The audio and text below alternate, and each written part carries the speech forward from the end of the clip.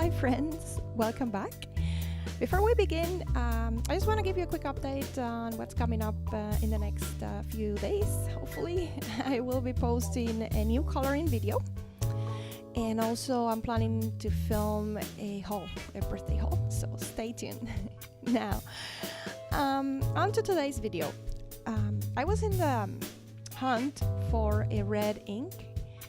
In the past, I've used mostly Winsor Newton inks because they perform beautifully. They have great pigmentation. However, they're pricey, especially for the amount of ink that you get. So I came across this brand, Noodlers, and this particular ink, it's called Nikita. And I thought it was so interesting. It really caught my eye. Well, first of all, it comes with a free fountain pen, and I found the design in the bottle to be quite interesting. So I think the person responsible for the design here has a very interesting sense of humor and a passion for history, and I really like the handmade quality of the products. Now this one, it's a 4.5 ounce glass bottle with a dropper. This is what the ink looks like in the vial that came along with the ink. It's really cool. It looks like blood. No, but I was very intrigued. It's very affordable. And this is the fountain pen that comes with it. It's called a Charlie. And it's made out of biodegradable plastic. So I really like that they are aware of the environment when it comes to making their product. So that's a big win for me. And it's very easy to use. Just fill the body of the pen with ink, and it has a little bit of grease. And I didn't remove the grease. I think it was meant to be there where you screw the pen together. And the ink starts to flow almost instantly. It's really easy to set up. And I wasn't expecting this pen to be this great. It wasn't scratchy. It worked great. Even if you use like the back of the point to get a fine line, it was beautiful, great. So my first impression was, wow. So today I'm gonna be showing you how this ink performed in different papers. Now keep in mind, I use this ink for drawing and painting, so mostly I will be testing out watercolor paper, mixed media, and also parchment paper, which is meant for calligraphy.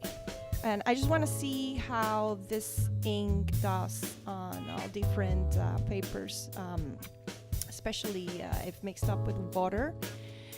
And I want to take a look at the shading. I want to take a look and see how even it applies. And also I want to test it out with my micron pens and also with charcoal, because that's a combination that I really like. It's to use charcoal with ink. So we're gonna be taking a look at that. I laid some ink over the charcoal to see how much it's gonna move the charcoal, and also I drew with the charcoal pencil over the ink and see what happens. The first paper I'm going to show you is the Strathmore Parchment 200 series 60 pound. It's meant for calligraphy, so this paper is really going to show all the qualities of this ink. And I was a little confused because micron pens are meant to be permanent, so they're not supposed to move, and I did get a little bit of smudging. I'm not sure why. Maybe I didn't let it dry. But the charcoal worked beautiful on this paper. The flat application was very even, and as you can see, this ink has a like a gold shine to it. So I was very impressed with that. Shading was great. That's the first layer. Then I let dry and apply the second layer, and then let dry and apply the third layer. it dried up fairly quickly, and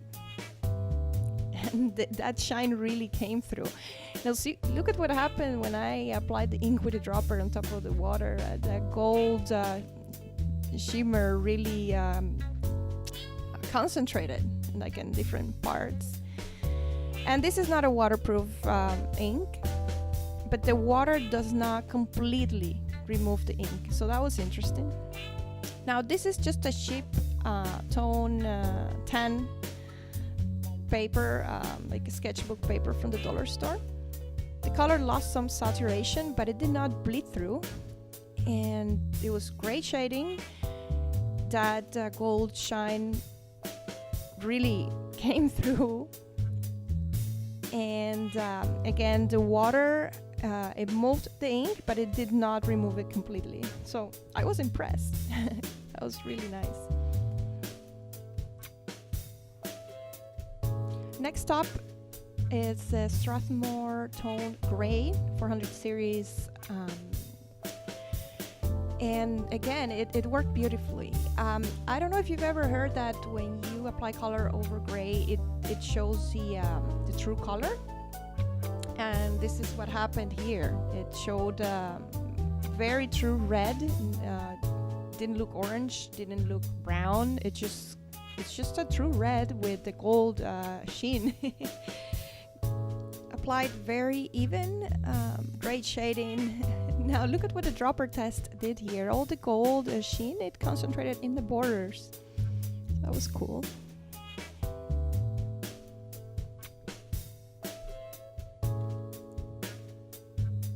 And the water, I found that it barely moved the ink on this paper.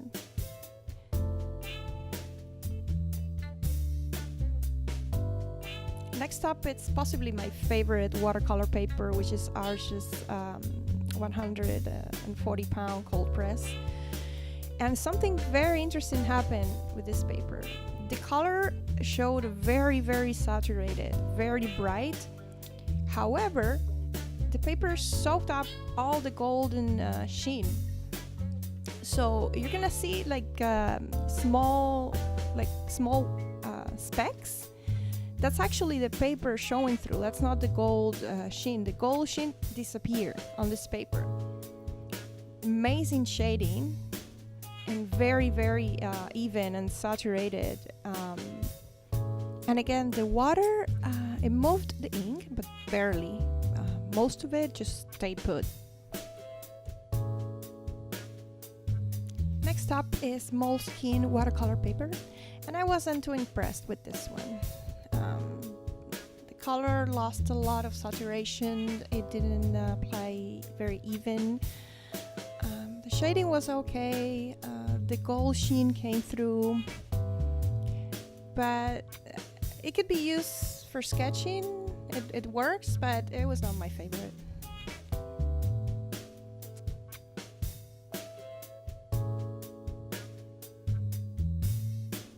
Next up, it's $1 Rowney watercolor paper, 90 pound. This paper is very affordable, very cheap, and I was impressed with how well this ink did on this paper. It applied evenly. It lost saturation, but it did keep some of that golden sheen. It had good shading. And again, with the water test, most of the ink stayed put. Now this one, it's a dollar store watercolor paper. And it was okay. I mean, definitely not good for charcoal, but charcoal wouldn't work on watercolor paper generally anyways. It's not meant for that. But kind of even, good shading. As you can see with the dropper test, the color almost disappeared. It's okay. It's good for practicing. And now let's take a look at a couple of mixed media papers. This first one is Strathmore 400 series. Charcoal test was beautiful. I loved it. Definitely, this is the right paper for this particular combination. As you can see, the ink, it barely moved the charcoal, which is great. The color lost some saturation. It did not apply very even, but still, it worked great. A lot of golden sheen. Took a little bit longer to dry. The dropper test, all the gold concentrated in the middle. That was interesting. Again, the water didn't move all of the ink. And this one is the Artist Loft, which is cheaper than the Strathmore. And I find that on this paper, the color looks way more saturated. It's brighter. Again, the charcoal test, beautiful. I was very happy with that. It applied a little bit more even than the Strathmore paper. Although it didn't have as much shading. I found that the first one and second layer were good, but the third layer, it didn't show as much. Dropper test was similar to the Strathmore as well as the water test, but definitely more saturated on this paper.